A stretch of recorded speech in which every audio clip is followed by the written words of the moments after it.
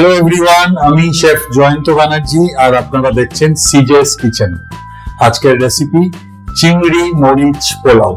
চিংড়ি মাছ আর গোবিন্দভোগ চাল সহযোগে একটা অনবদ্য বাঙালি রেসিপি। আমি সোজাসুজি চলে যাচ্ছি রেসিপিতে, সঙ্গে থাকবেন। প্রথমেই যাবে রিফাইন্ড অয়েল।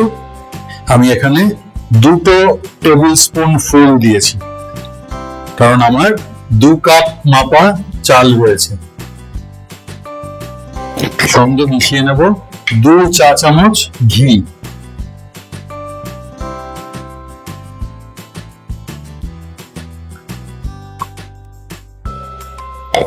তেল আর ঘি একসাথে গরম হোক।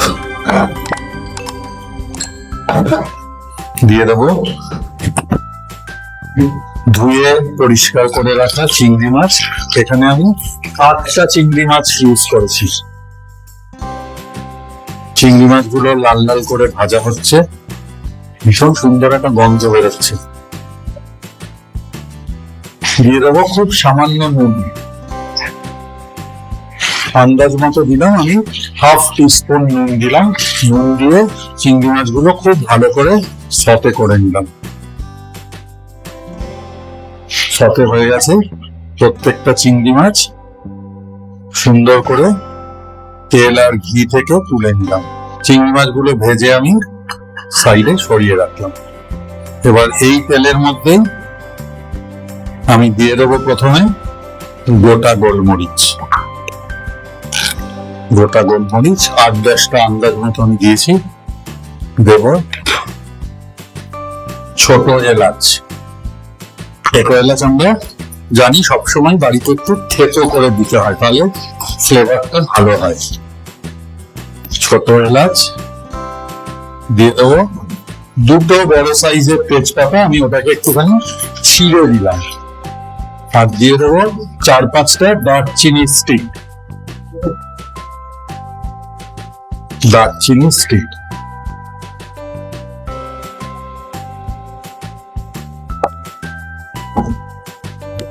ফোড়নের গন্ধটা খুব সুন্দর বেরিয়েছে, তার সঙ্গে চিংড়ি মাছের একটা অসাধারণ গন্ধ।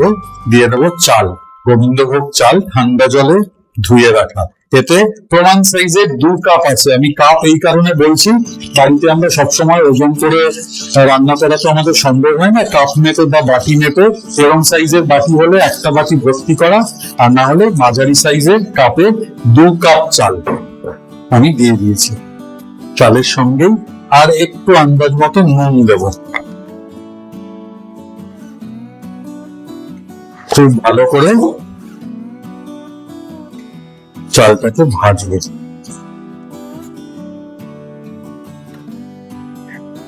তাহলে এখনো অব্দি আমি কি দিয়েছি, চিংড়ি মাছটাকে তেল আর ঘি মিক্স করে তার মধ্যে সতে করে তুলেছি।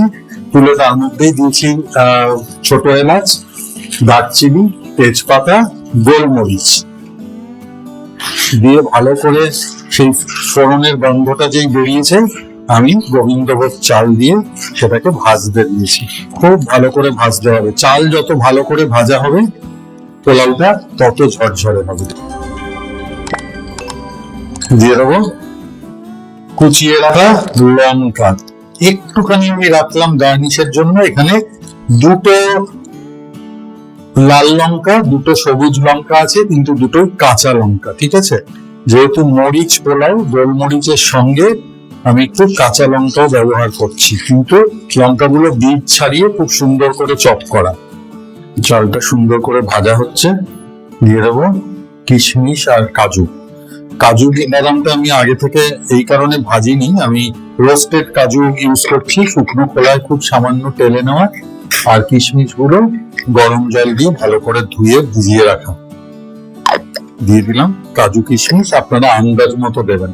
আমি 2 টেবিল স্পুন ভর্তি করে দিয়েছি 2 কাপ চালের জন্য।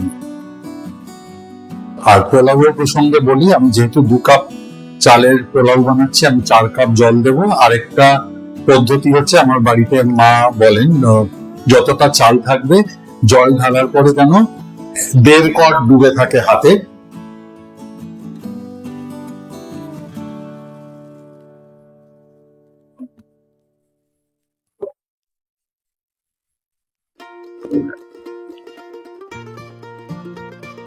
দেড় কাপ ডুবে গেছে। এবার খুব ভালো করে মেশাবো।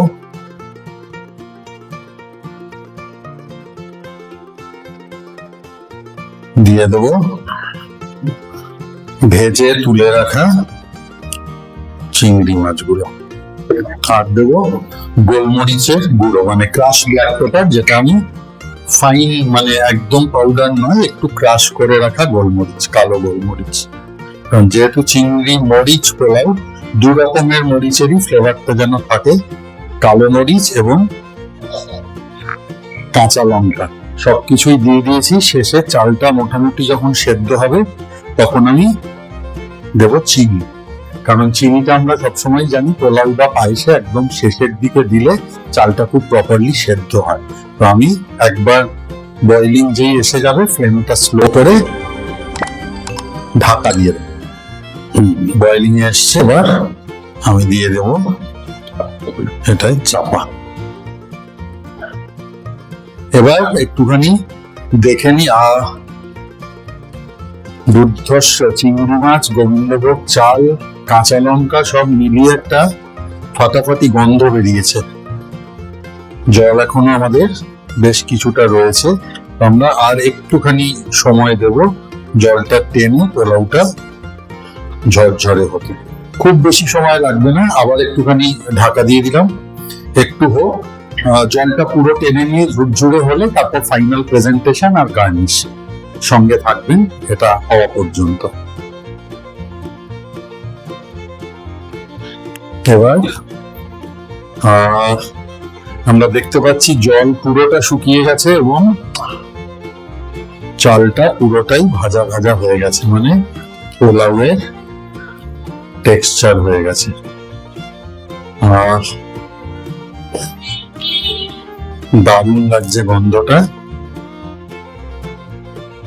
দিয়ে দেবো 2 টিস্পুন, পোলাও তো আমরা বাঙালিরা একটু মিষ্টি মিষ্টি খাই, 2 টিস্পুন ভর্তি করে দিয়ে দিলাম চিনি, কারণ চালটা অলরেডি সেদ্ধ হয়ে গেছে। আর একটুখানি গোলমরিচ দেবো জাস্ট এক্সট্রা ফ্লেভারের জন্য।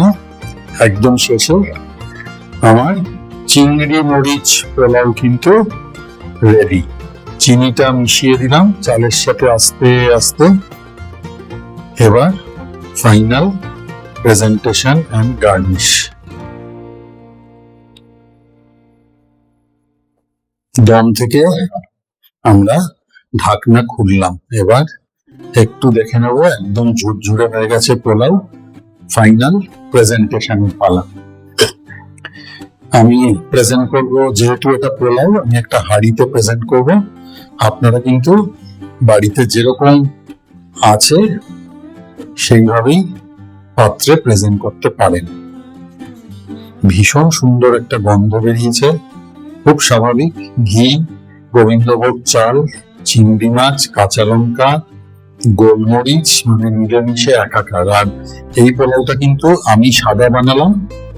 আবারও বলছি, আপনারা যদি মনে হয় একটু হলুদ ব্যবহার করতে পারেন আপনারা।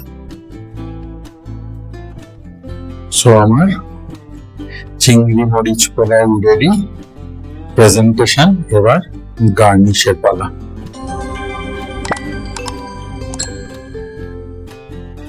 আমি কয়েকটা চিংড়ি মাছ রেখে দিয়েছিলাম সটে করে, সেগুলোকে একটু ওপরে দিয়ে দিচ্ছি।